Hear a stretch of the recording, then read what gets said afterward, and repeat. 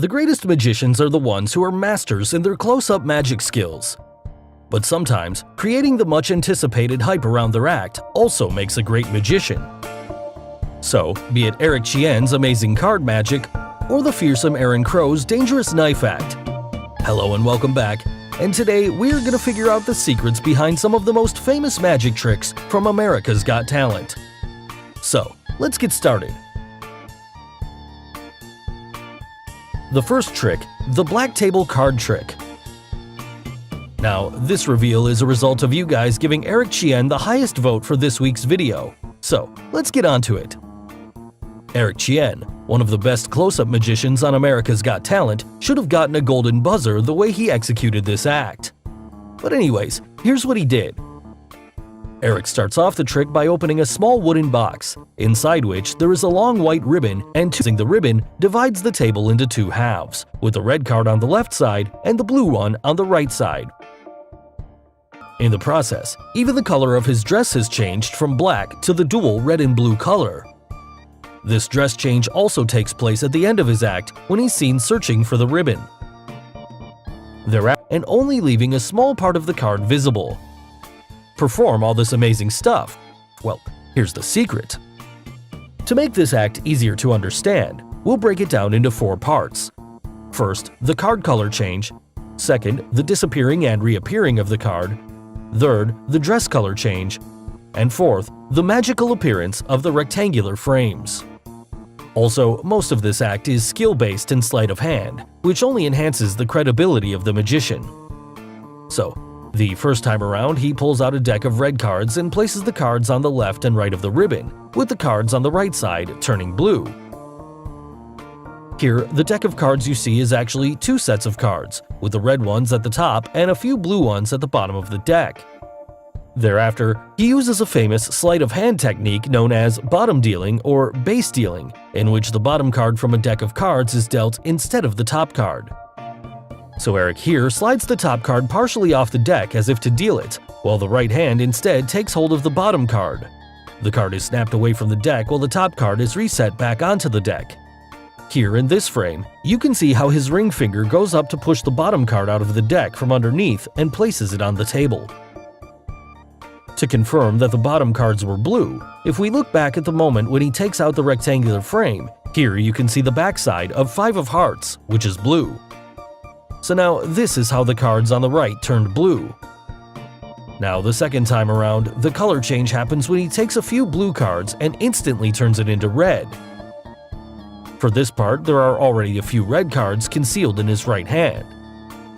And it was during this moment of the act, just after the dress change, when he picks up a few red cards, holds it in his right hand, and keeps the remaining card back on the table.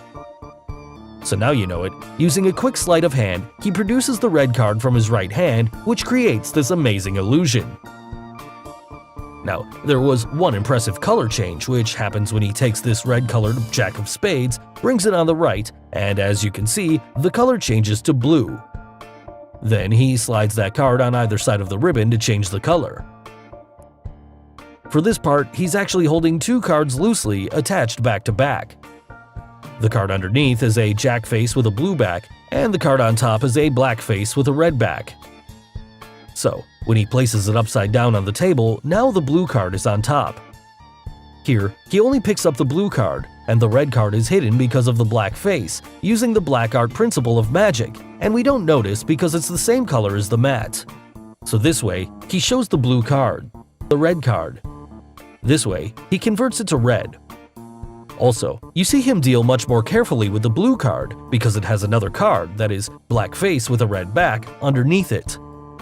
Here, he conceals that blue card in his hand and reveals the red card. Finally, he gets rid of that red card with a black face, as you can see in this frame, and brings out the blue card to finish the amazing color change trick.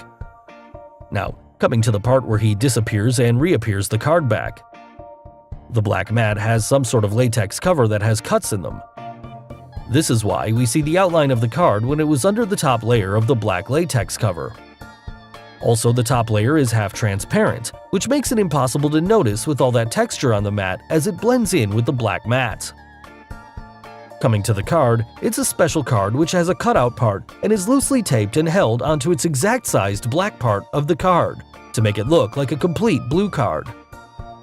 Also, the ribbon has two small magnets which hold and drag the black latex cover. So the card that he disappears here, he just pulls that latex cover on top of the card using the ribbon, and then pulls out that already cut out card.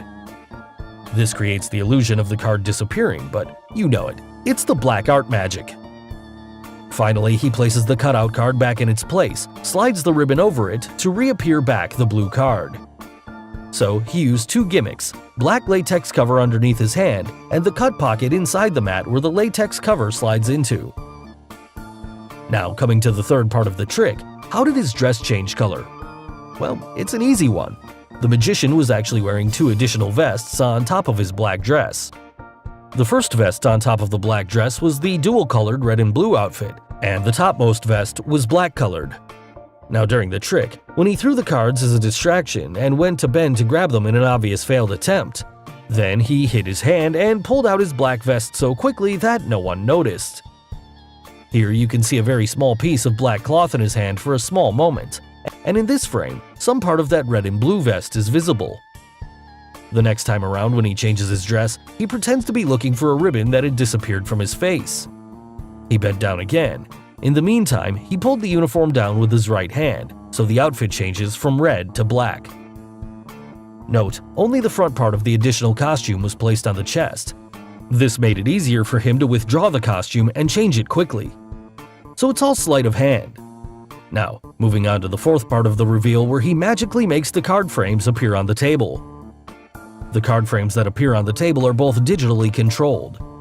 If we slow down the video, here you can see the taped rectangular frames of the cards seemingly appear out of nowhere, and you can actually see that the image is an electronic one programmed within the black mat because the image pops up before Eric throws the taped frame down onto the table.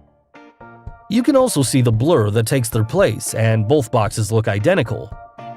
Also notice that these rectangular frames never move, even when he puts cards on them. That is, both boxes have slightly elevated edges, but they never move, even slightly. Hope it clears that up. Now in his long performance, Eric performed a few more tricks like disappearing all the cards, and even did some great tricks with coins. So guys, once you give us 100,000 likes on this video, we'll be coming back very soon with the reveal of his remaining tricks. Meanwhile, let's move on to the last trick on our list, the paper bags and knife trick. Aaron Crow, the magician known to scare the hell out of everyone, this time around performed a very dangerous knife trick. As usual, he calls his favorite judge, Howie, on stage to be his volunteer for the trick. Now, there are 4 paper bags placed on stage, and after asking Howie about his choice, he places the knife underneath the second bag with its sharp blade pointing upwards. He then randomly mixes up the position of those bags quite a few times without Howie and anyone else noticing. Thereafter, he also tells Howie to exchange the position of the bags without him noticing.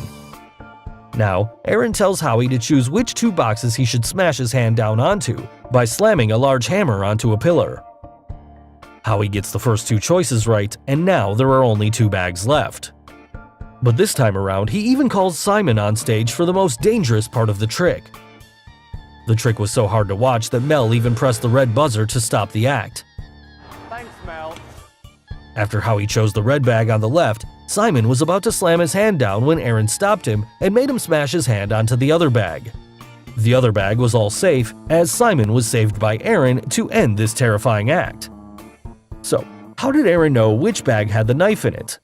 Well, before revealing the secret, if you haven't subscribed to our channel yet, make sure to subscribe and hit the bell icon so that you get instant notifications of our new video uploads.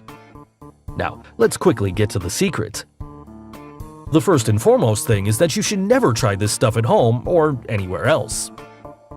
Now, regarding the bags, Aaron is a very clever magician and he knew which paper bag contained the knife all along.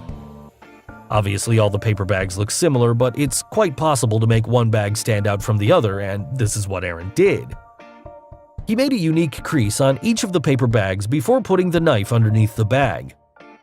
The crease could be anything which only he can see, like his fingerprints, a pattern on the bag, or something else, and is hidden away from the camera. Also, to make this act safe for the judges, Aaron relied on another method to make this act a success. Otherwise, why would the producers of the show allow such a dangerous act to take place had it gone wrong? The other way is that, if you see, while Aaron was moving the bags, he could clearly notice the weight differences in the bags. Hence, the bag with the knife would have more weight than all the other bags. So clearly, this would allow him to identify which one of the bags had the knife in it. The heavier bag theory is safer and easier, but either way, this trick works quite well. Now, some of you'd think, what if Howie stopped at the bag where the knife was? How would he cover that? Only one bag contains the sword, so when Howie hits the hammer, Aaron can either do it exact or he can add a little delay, allowing him to move to another bag, since he already knows the bag. Also, when only 2 bags were left, it doesn't matter when Howie slams the hammer, because either the magician is going to stop Simon's hand like he did here, or he's going to smash straight down. Finally, the only thing that was sure is that Aaron was, after all, going to save Simon and impress us all.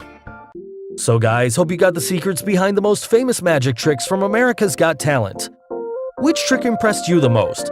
The black table card trick or the knife trick? And name any other magic trick you would like us to reveal. Let us know in the comments below. Do like and share this video with your friends on social media.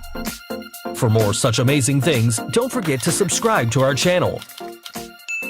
And finally, thanks for watching.